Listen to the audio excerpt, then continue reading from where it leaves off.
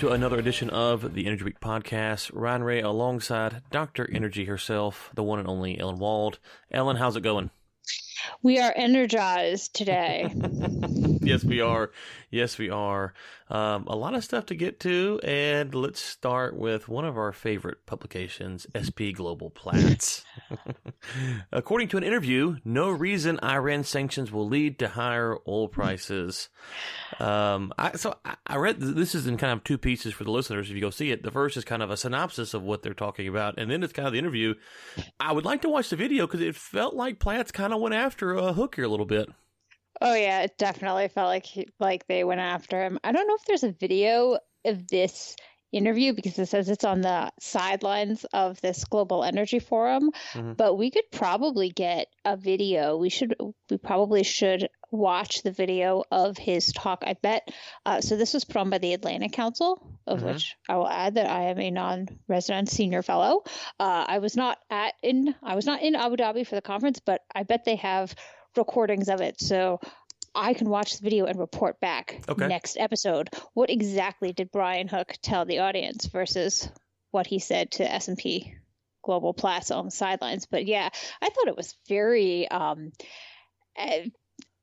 interesting that he basically is saying, look, we don't intend to continue these waivers, and there's no reason it would lead to higher prices because the U.S. is producing so much and Saudi Arabia has come in. And, I think that that's a very optimistic look. I think he's probably saying what he needs to say, but I don't think that traders or other people who are, looking ahead to April and May and June should necessarily take him at his word. Okay, so which part are you not convinced by about the output or the waivers will be continuing? Well, I'm not convinced by either. I'm not convinced. Okay. Yeah, I'm not convinced that there is no reason that Iran sanctions will lead to higher prices because that presumes two things. It presumes that either the sanctions aren't very effective in curbing Iran's oil output and oil exports, in which case, why in the world are we doing them, right? So that could be one reason why we wouldn't have higher oil prices. The other is that it either presumes that the sanctions are having the intended effect and they are curbing Iran's exports, which is true. It's not to say that they're entirely curbing them exactly as expected, but there are significant cuts there. So he's that I think we can dismiss that out of hand. But so then we've got to say, okay, well, if Iran is exporting less oil, then is the market coming in and filling, accounting for that lost oil? And the answer is kind of, sort of. We've definitely got increased production from the U.S., but there's no guarantee that we're going to continue to see that kind of production come April or May, particularly if oil prices go back down again or kind of don't really continue to rise. So we could see some issues there. But then the other issue is, yes, Saudi Arabia increased production back in November and October. It is now January, and they're already cutting their exports a lot. Russia is cutting. We know, I think Algeria just came out and said that they're cutting. We know that UAE and Kuwait are going to cut too under this, OPEC cut. So come April, we could be in a situation where we're in a much tighter oil market, and these sanctions could really be having effect. Plus, Venezuela is continuing to fall apart. Right. So say we get to April and we're in a situation like we were in last June, July, where prices were climbing and everyone's going under the assumption that these the waivers are not going to be renewed, because that's what everyone was assuming last time. So say come April, we're under the assumption the waivers are not going to be renewed. We're in a tighter market situation. Prices are going up. Okay, it's the spring, so we're in the middle of switching over to summer blend gasoline. So gasoline prices are already higher because of that. what's going to happen is that the U.S. going to look at this situation, and meanwhile, Saudi Arabia is going to say, shame on us, you fooled us once, shame on us twice. If you fool us again, we're not going to be fooled again. We're not going to just increase production. We're sticking with our, cuts plan. So oil goes up to 80, you deal with it. We're going to be happy. Are we then going to see a slight reversal saying, oh, okay, we're going to extend these exemptions for another 6 months? Right. Okay, so Sorry, that was no, out way of explaining the scenario. No, it's great. It's great. I'm going to stick off the Saudi Arabia stuff because I've read some stuff, and we've got an article about their IPO, so I'm going to save my questions about that and comments about that until we get to that piece. I do have a question, though. It talks about 80%, in the article it says, Hook says, quote, 80% of Iran's revenue comes from oil. And when you think about that, obviously that's a big deal. How long okay, so if you look at these sanctions and you're talking about, well, they got to have an impact. 80% of your economy, if that number's correct, the impact should be almost immediate and then within 6 to 8 months, catastrophic. And so it feels like if they're going to do this, then you should be able to see the pressure on the Iranians coming to fruition relatively quick. But I'm not hearing the Iranians are willing to step up to the table. So I don't know how I guess let me ask you like this. If it's as bad as 80% of their economy, how long can the Iranians really sit out? Let's just assume, for argument's sake, that they are working. How long realistically could they sit out before they would have a massive revolt potentially from the citizens on their hand? That's a big question. And even if they are about to have a mass result, who's to say that it's not going to be put down by their army, Sure. by their military, by the police? Because if the police are loyal to the regime, then that's really all that matters. The point at which an actual revolt would be successful is the point at which the guys who have the legitimate monopoly on the legitimate use of force in a society decide they don't want to listen to the guys in power. Right. And once that happens, that's when you can see that these kind of revolts become actually come to fruition. So that's like why in Venezuela, the army's still loyal to Maduro. So, what if he says fire on the citizens and they fire on the citizens? What are the citizens going to do? Right. So who knows is really the answer. No. Yeah, fair enough. I don't know this answer for sure. I'm curious if you do.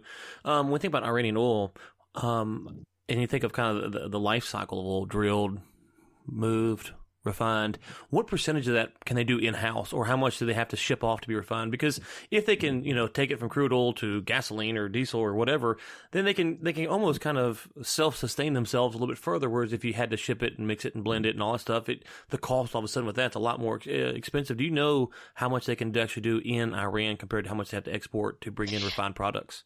Yeah, that's a really, really good point. And so they're not allowed to sell any products technically, either under these sanctions. But Iran has, all of the oil and all the petroleum products and stuff that it consumes domestically, it produces itself, which is why at times they've had gasoline shortages while continuing to export oil because they're I think it's also, it's not, okay, here's my sanctions knowledge coming in. So you're allowed to sell gasoline or petroleum products to Iran, but it has to be like under 1 million barrels at a time. And there's some very specific regulations in the sanctions about whether you can sell gasoline to Iran.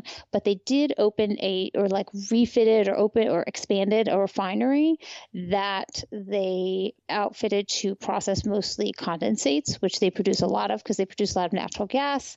And currently, natural gas is not really included in the sanctions. Right. So they are still making money from their natural gas, and they are able to process more of their condensate into gasoline than they had before, because during that period when the sanctions were ended, they did redo this refinery. I can't remember what it's called, Gulf something or other, but they had been sending a lot of products to the UAE for refining. And according at least to what the data from Tinker Trackers show, they're still doing this, although it's not technically permitted under the sanctions. Shocker. But yeah. okay. Okay, let's turn now to if SP is one of our favorites, and the Wall Street Journal might be our favorite as far as amount of articles we cover from this publication. Hey guys, hook us up with some free subscriptions. Holler at your boy here. OPEC weighs a first ever influence campaign in the U.S. Ellen, can you believe this headline? I read this and I thought, wait. You mean official? not first ever. I mean, they're always doing stuff. They're coming to Sarah Week. They're on these channels. they're being interviewed. So official might be the better way to do it, or formal, or however you say that. But it's not the first ever time they've tried to influence the U.S. sentiment. I thought that was a little bit. Listen, I'm not a headline writer. Yeah, disingenuous. So it's like you're missing the mark. We'll put that. OPEC is debating an aggressive public influence campaign aimed at U.S. lawmakers and the White House, a first in its 6-decade history, according to officials at the organization. So that's the first paragraph. Maybe the Wall Street Journal isn't validating that. They're saying the officials are claiming this, but this whole title is kind of a hogwash, as we'd say in the South.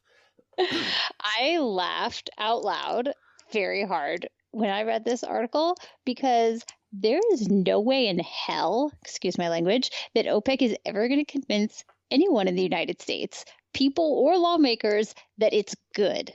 And I actually made a whole list of, I think I had 8 reasons or 6 or 8 reasons why.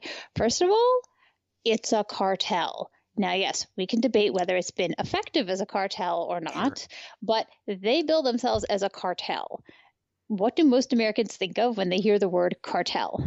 Well, I'm watching The Sopranos again for the second time in honor of their 20-year anniversary, so that's a good start.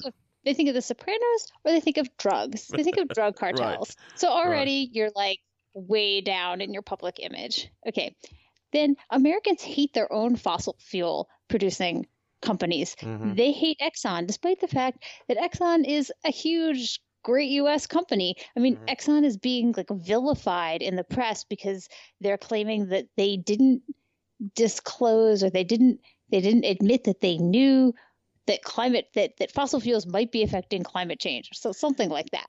They're getting vilified. Just real quick. For that. Okay, let's just assume that that's true. But isn't it ironic that the news doesn't admit that it's fake, and they get mad at Exxon for not admitting this? Yeah. Then, so people in the United States already are like primed to not like their own fossil fuel producing companies. Right. How are they going to feel about OPEC's fossil fuel producing countries like Saudi Arabia, right?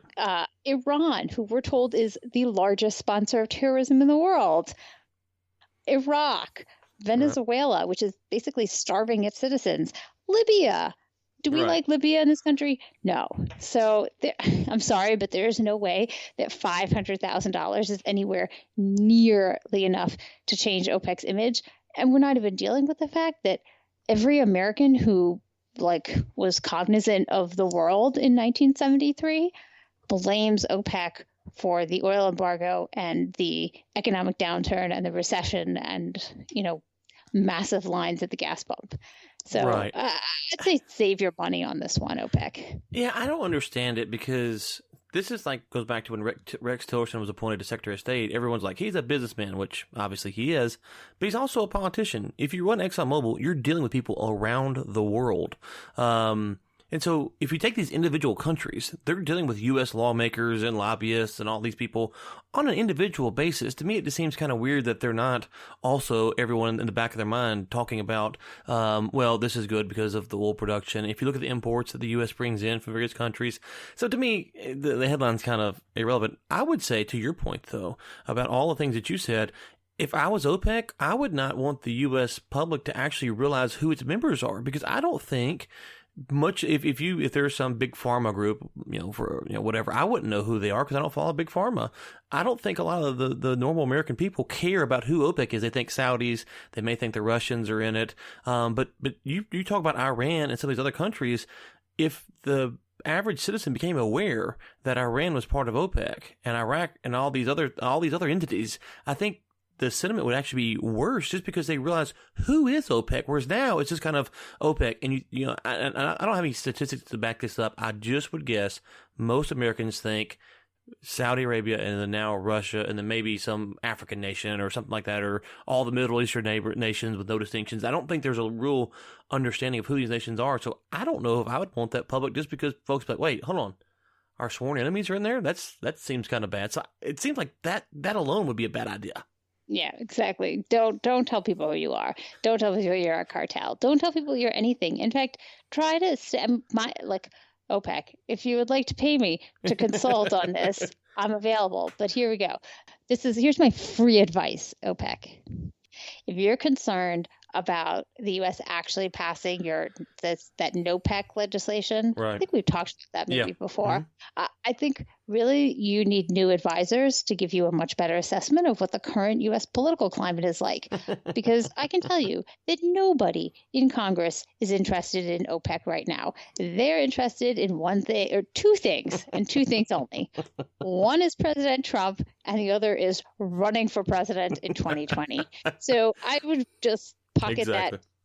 I'd put that $500,000 into some, nice mutual fund and go on your merry way and just try to stay under the radar.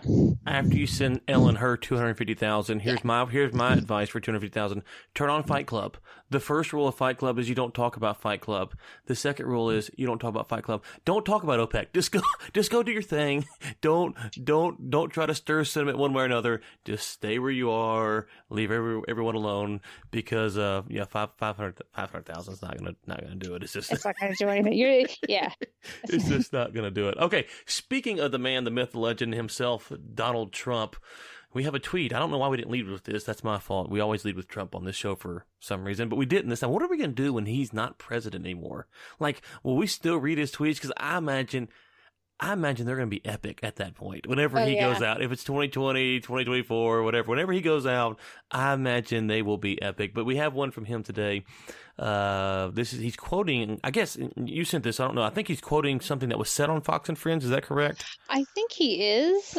I think so. Okay. Yeah. I'll just read it as the tweet says, quote, "Gas prices drop across the United States because President Trump has deregulated energy, and we are now producing a great deal more oil than ever before," end quote. And he tags at Fox and Friends, and then he says, with no quotations, "But this is bad news for Russia. Why would President Trump do such a thing? Thought he worked for the Kremlin." So it's kind of hard to understand which is he talking third person the whole time, or just some of the time? Can we confirm or deny at this point he's working for the Kremlin? That was really my question leaving this tweet. Oh, he's on these gas prices, and he's riding this horse. I gotta give it to him. He's stuck on that for sure.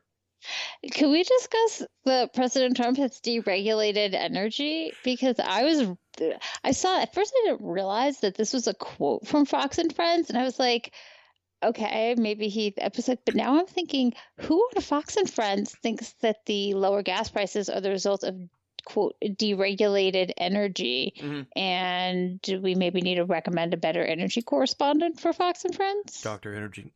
Sorry. Yeah, Dr. Energy. Yeah. Just saying. Well, okay, so let's kind of unpack this. I'm very chipper at 5 a.m. Don't call me. You ain't got enough money to get me out of bed, so don't call me. That's Eastern time too. Whew, no.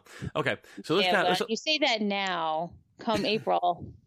Okay, maybe in April when the time changes or something. Okay, gas prices drop across the United States. I think that's a fact, right? Obviously on a day-to-day basis it changes, but generally speaking, the prices are down because President Trump has deregulated energy. Now, he has ran some deregulations through the Energy Department. There's no doubt about that. But because of that, I don't think that's exactly how I would look at that. Would you agree with that part of the tweet? Yeah, that's what I would see. I thought maybe I'm missing something. Maybe I need to check. Maybe we should go and check with someone who's really on the ground where the energy is being produced. Have there been any recent deregulations that have really just transformed the fracking center of America? Yeah. Well, and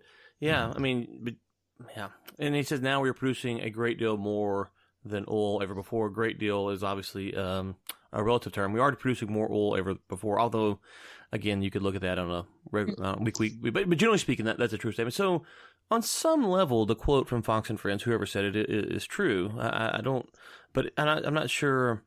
It feels like there's also a part where Trump threatened the Iranians with sanctions, which drove up oil production. And when he called the Saudis, tweeted the Saudis, whatever he did with them, and asked them to produce more oil, which put more oil on the market, which also helped go down with help bring down gas prices.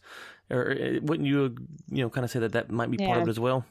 Yeah, I think that's probably had more to do with it than any deregulations. I mean, right. It's nice to make that connection, but I don't think it's actually true. So regulation is what we're saying actually brought down the gas prices. Regulation, yeah. Regulation in the foreign regulation. Foreign regulation. Well, yes, we'll be very kind and we'll call it foreign regulation has helped bring down, yes. Okay, now he does talk about Russia, though. I am curious about this because this is something you know a lot about. But this is bad news for Russia. Now, I hear a wide range of opinion on the impact of the oil market in Russia and the ruble and all this stuff. How's Russia feeling right now today, January 2019, about the price of oil and their general economy? So I really wish that we could do images on this podcast because I saw a picture of Alexander Novak that basically encapsulates, I think, how Russia is feeling. Imagine one of those emojis where kind of the mouth is in a diagonal line. Mm-hmm. He's kind of like, not really happy, but I'll take it. Right. Which is basically Russia's attitude towards everything is, this is exactly what we've planned for, and this is how our budget, is accommodating and they just name a price of oil that whatever it is, it's like $10 below whatever it is today. So basically it means nothing. I mean, essentially Russia is cutting oil production slightly. They've cut it a little bit in January. Falih is not particularly pleased. And he said so in his speech this weekend. He said that he thinks Russia could hurry it up a little bit. I think that cutting off oil production or slowing oil production in Russia is not really quite as simple as it is in Saudi Arabia. Mm-hmm. It's cold up there, the pumps freeze. I have no idea why it is or is not, but I do think that they can't cut that much. I do think because things will freeze if there's no oil running through them. But Russia doesn't do things that way. And Russia's going to produce what Russia wants to produce. And I don't think that they really care. That's my opinion. Russia doesn't really care because Putin's going to do what Putin wants to do, whether the price of oil is $50 or $60 or $45. Right. Okay, let's go back to Platts. Ellen, I am old enough to remember when there was talk of people wanting to be the fly on the wall when U.S. shale producers met with OPEC members and Saudi Arabia members. It was like a year ago. I think maybe less. I'm old enough to remember that. And I remember the time, I think on this very show, saying to you, I got a feeling they just call them when they want to talk. And you can call me a prophet if you want, whatever you want to say. I got a quote here from Falih. It says, I can tell you that many U.S. shale producers call me when they see that price tend to go down and when they see investors starting to turn away and they say it's time to do something. Of course, and he goes on to say, of course, they want us to do all the work. They want to take the benefit, but that's, that's life. I just want to, and I know obviously I'm joking here because you were in the same boat, but I just want to say to all the people who acted like this last year's meeting was the meeting of the minds and this was revolutionary. Duh. Like, what did you think was happening with these guys? I don't know. To me, I just laughed so hard at this because last year, if you remember, there was this like, oh my God, just to sit in there and hear them talk like they never met each other before. And I think you said something about they play golf together. And of course, you have them going to Clemson and A&M games. And it just goes to show, I think that one of the narratives out there is, well, they're sitting after this meeting and, they're saying this publicly. These dudes are talking on the cell phone, on WhatsApp. They're obviously Ryan's E&P company that no one's ever heard of it and doing it, but, Exxon, Pioneer, Apache, they have the bat line to get back and forth with each other. Interesting comments, but not surprising to find out that they are talking except for Sarah Week. Yeah. Come on, really? Yeah, exactly. These guys, they play golf together. They, sit on boards together probably. I'm sure they all have his like WhatsApp number. I have WhatsApp. If he wants to connect, we can. We'll be happy we'll keep it quiet. We'll just loop us in. I'm sorry. Go ahead. I bet like the CEO of Pioneer uses. No, well, we know for a fact the CEO of Total loves emojis. Oh yes, that's right. Now his point was, he said in the quote I just read there, of course they want us to do all the work, and they won't take the benefit.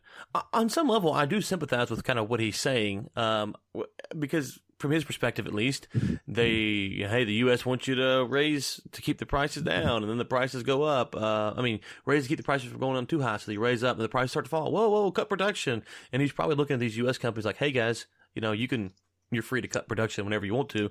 Of course, the business is a lot different over here, so it makes it a little bit more harder to keep that investor money coming in if you're not drilling. But I do kind of understand why he's frustrated, at least. Yeah. And he seemed like he was getting a little punchy. He doesn't usually show his frustration like that. But yeah, I do. I agree. He has a fair point. If I were him, I'd be frustrated too. I'd be like, look, you have every, he'd say you can cut if you want to, but of course they won't. And they can't join OPEC, can't do anything else. Right. But and so I can see why they would call him and want to know what's going on and make their case. But, this is the way it is. And he has to work within that system just like everybody else has to. And it says here that OPEC recently, they just announced the dates for their next meeting. Their next ministerial meeting is going to be in mid-April, April 17th and 18th, I believe. But apparently they're also going to have one of their joint ministerial meetings in Baku in March. I will not be going. However, Baku sounds like a really interesting place to visit, so I'm kind of jealous of all the other people who are going to go and hang out with the oil people in Baku. I think Baku's in Azerbaijan, which is a member of this, grand non-OPEC, committee or whatever they're calling it. But so I think we'll probably get more clarity about what they're going to decide in April, although all the indications are they're just going to roll over their cuts. I don't think they'll make deeper cuts at this point. It seems unlikely.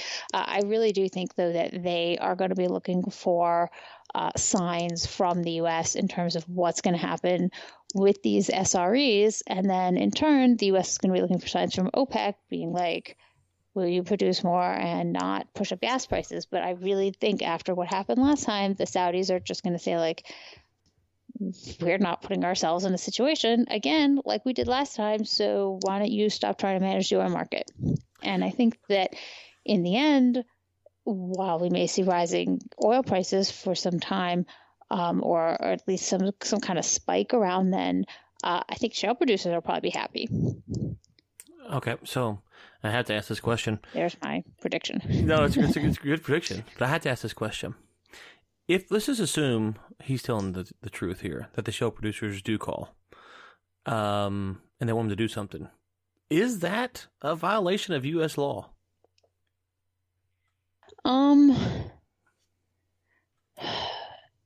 Is it actually collusion? So I'm not we're not legal experts. Is it legal advice? I'm not a legal expert, not giving legal advice. I think it depends. Are they Yeah, I mean, could you say like they're because, okay, so he's not the CEO of the oil company, but he is the oil minister, and they are the ones that determine production.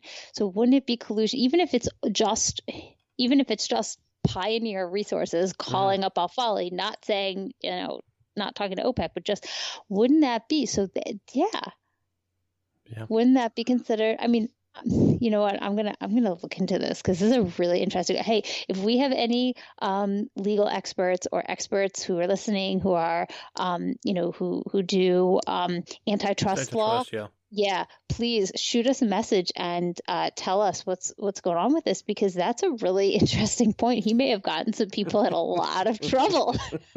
Now, if they're just calling to ask, like, hey, what's your production? They say it's time to do something. That's the quote. I don't know what that means, of course. That could be, and listen, so just just to be clear, Elle and I, we're not saying, obviously these people talk, we know that, have no idea who's talking, what talking, and who's saying this and what's saying this. So that aside, it's, I mean, on the flip side, when President Trump is, to me, the hard part here from just a government standpoint is the government can go and say, hey, Saudis, you need to increase production. Well, that's okay. Trump can do that, but they can't. That would be an issue I would take personally with all that being said. But it is just something to think about is, would that be considered a violation of U.S. antitrust law? And yeah. I'm going to look into this because this is a really interesting question. All right. Okay. We're gonna report back next week. We will report back an unlegal opinion, our opinion on the unlegal opinion that we will give to you. So speaking of stuff that is interesting, let's talk about and potential antitrust suits that may be coming later on. Saudi Arabia is going to go public 2021. Is that fact, fiction, fake news? Where is this, Ellen Wald? Let's put it in forecasting. Forecasting. Let's put it into forecasting. They're speculating. That may be when, yeah. So this is an interesting article. I included it because I was quoted in it, mostly.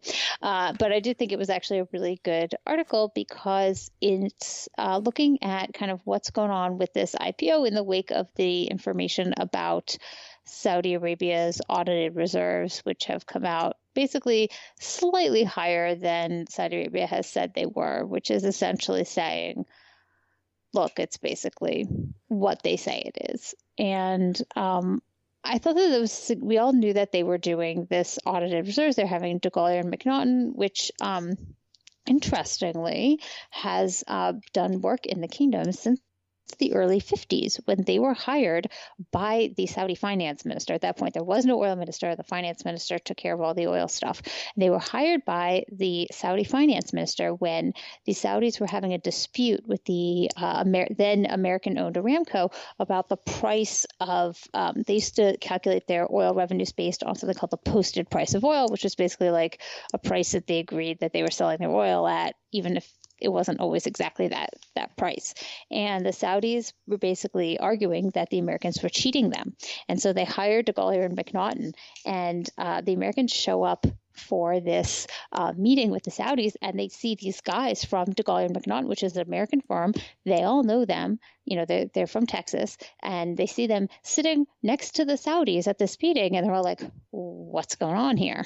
And the Saudis had just hired this firm to basically analyze their oil and say, here's what we think the Saudis should be getting for their oil. And in the end, Saudis basically won, and they negotiated a much higher price for their oil that was much more in line with what they should have been getting. So Collier and McNaughton's been working for them for a long time. Anyway, they came out with these audited reserve numbers, and in my assessment, I would say that this is intended to put to rest speculation about the size of their reserves that has always kind of haunted them. It's something that it would have to happen before the IPO, but I think what's more significant is that Saudi Aramco is going to be issuing bonds in the next couple months to raise money mostly for its SABIC acquisition, but also for other expansions. And so they're probably going to release some of their financials at that point. And so I think that this information was put out now, not necessarily because of anything happening with the IPO, but because it was done in preparation for this bond offering. Okay. So I said earlier I had some things on the IPO I want to bring up about that would tie in some of this Iranian stuff. I said, now this comes from a group called, I think it's, let's get their name right here, HFIR. I subscribe to them on Seeking Alpha, so I always read their stuff. I don't think of the name. HFIR, so you can be subscribed to them on Seeking Alpha if you want. And this is a report for their subscribers. One of the things, so real quick, a little background on these guys. They kind of have this long-term bullish oil price thesis that they kind of are always looking into. Here the past few weeks, obviously last, I guess December, they were kind of trying to figure out what to say now with the prices, falling so fast and the storage climbing. Here's what they're saying now, and this is what I want your take on. Let's see here. summary, the narrative in the oil market has quickly shifted. It went from the Saudis don't have the ability to prevent oil from going to triple digits to lower for longer is back. These narratives all ignore the amazing flexibilities the Saudis have in their exports, which materially influence balances. From what we're seeing, they are serious about pushing up oil prices higher, and the export timing mismatch will be corrected again. Essentially, they're saying that with the news of the IPO, they feel like the Saudis want the price to go up, and so that they're going to do everything in their power to get the price up to hit the IPO when the price has been good and high, and that high is a relative term, I don't understand, but good and high for a long period of time. What do you think about that line of thinking? I, in general, do not agree with the thesis, essentially, that that the timing of the IPO is linked to oil prices, or that you can predict what the Saudis are going to do to try to push up oil prices by when they want to do the IPO. I don't think that is really a valid argument to make, mostly because there's a lot more that goes into this IPO than just the price of oil at any given time. And I think everyone knows the price of oil can fluctuate. So yeah, I mean, if we're 10 or 20 years down the road and, we don't have a whole lot of oil left, or oil costs a lot, then a Aramco IPO, I mean, if oil's like $120 a barrel, then yeah, I could see that argument, but I don't see that argument as really making a whole lot of sense in the near term, maybe for the far term, like as in, 15, 20 years. Sure. But then the Saudis would run into the other problem of, well, if it's 20 years later, then they've got 20 years less in their reserves. So what's Aramco going to do? I really think right now that, personally, I don't think that Aramco employees particularly want this IPO for a variety of reasons. That have very little to do with oil price. And so I think that they've always had kind of an interest in pushing it off. And I definitely think they see the SABIC acquisition as part of this. I really do see most of this as part of the SABIC acquisition. They need to raise the money to do that. Aramco as a company needs to expand its downstream operations and diversify even further, because it's not really... You can't even really compare it to an IOC, given how small a percentage of its downstream operations currently are.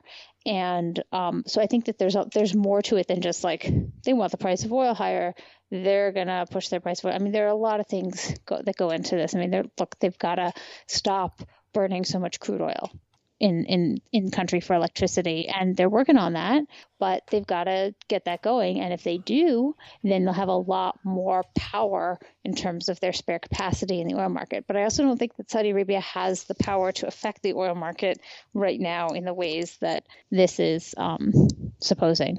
Like, if the Saudis could push the price of oil up to 80 on their own, then I think we'd know, because it would be there. Yeah, they can't. Okay, and two quick clarifiers on that. To be fair to HFI, I can't. It was an interesting idea. Well, I can't. I don't want to divulge the full. I hit the summary because it is a paid article that's for their subscribers, so we can't get into the rest of their thesis. But that is the hit, and I have invited them on the show a couple times. So if you guys are listening, I actually know they talk about some people. Remind me to tell you that we know in the chat, because I'll see them talk about them on there. So it's just kind of interesting to see what they say. We get offline. I'll give you the inside scoop. So, but we'd love for them to come on. Absolutely. I'd love to debate this. In fact, I think that would be so interesting. So we have a track record of never being mean to a guest on this show, and we pride ourselves on that. We try to be nice and respectful for everyone who comes on. So they are welcome to come on if they change their mind. It's just that $10,000 fee up front. Just get that paid for, and you guys are welcome to come on. I kid. Ellen, I think that's it. We didn't get our Elon Musk. Elon, do something crazy, bro. We need something to talk about. We want to get you into 2019 show.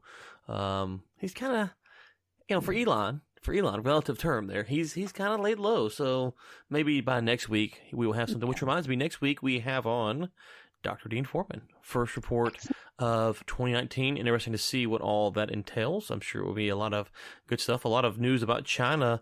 And about, we talked about last week about the refineries, but there's some reports, I think, in the Wall Street Journal today had something about the concern over China. So I'm curious to see where their prediction, they don't predict, where their analysis lines up with what they think will be happening in China for this year. Ellen, you put out a good piece last week about the Aramco IPO as well on Forbes, investor.com. Yeah. Should we include that? Yeah, include that in the show notes. That was good. And then where will you be this week? Let's see. So this week I'm going to be on investing.com, and I will also be on Forbes, and that's about it right now. I did just receive, actually, so I may post this on Twitter a while ago. I think this was like almost 2 years ago, maybe a year and a half ago. I can't remember exactly. It was a while ago. I was invited to take part in a documentary about OPEC that was made by, I think, a Venezuelan director, and they just sent me the Vimeo links to the episodes, and so maybe I'll share those on Twitter so you can see what I looked like it was either 2.5 or 1.5 years ago. I can't remember exactly, but it was a lot of fun. Awesome. We were in Abu Dhabi, and they were filming a whole bunch of us at this conference, all about the history of OPEC. So I'll share those.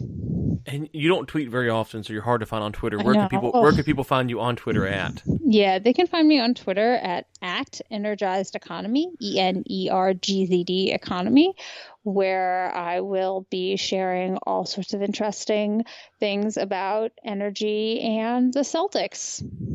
Yes, and depending on how the game goes this Sunday, I will be tweeting about the Saints going to the Super Bowl for the second time ever. Or, it's funny, the last time the Saints, the only other time the Saints been in the Super Bowl, I had Ellicate, our second child, was born on Monday, and the Saints won the Super Bowl the following Sunday. I think is how it worked out. My wife, as we talked about, is pregnant. I'm impressed you didn't name her Drew.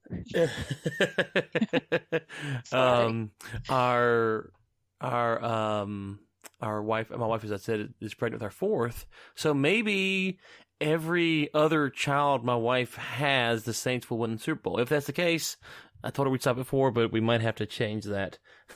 The baby bullish theory around here might be changing as well. So, anyways, all right, Ellen, it was good to be back. Look forward to Dr. Foreman next week. To listeners, thank you so much, and we'll talk to you next week. Bye, guys.